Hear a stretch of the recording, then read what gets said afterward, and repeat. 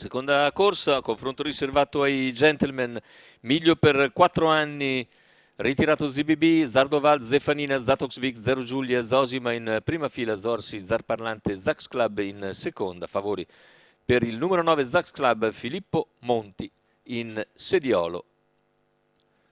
Macchina che accelera, la velocità iniziale di Zatoxvik che conquista il comando attaccato al largo da Zosima.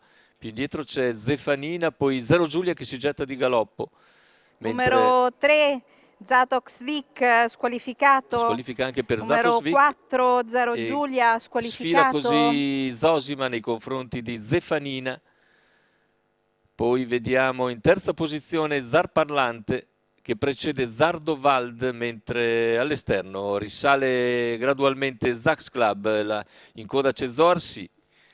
Vediamo il completamento dei 400 in 31,4 da parte di Zosima, che guida dopo 500 metri di gara. All'esterno tranquillamente Zax Club, in seconda posizione Zefanina davanti a Zarparlante, poi Zardovald che cerca di progredire all'esterno e lascia in coda Zorsi. Se ne vanno i 600 in 47,4, ritmo decisamente moderato ora da parte di Thomas Manfredini, in sediolo a Zosima. In corda c'è Zefanina, poi al largo Zax Club che si trascina Zardovald. In coda a tutti Zorsi, lungo la corda in terza posizione Zarparlante.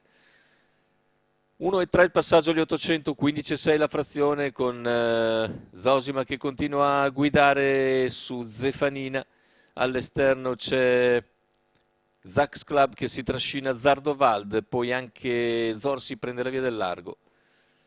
E siamo a 450 dal palo con situazione tattica invariata. In vantaggio è Zosima a 400 dalla conclusione, parziale in 15,1, accenna la terza ruota Zardovald, mentre Zax Club non riesce ad avvicinare Zosima.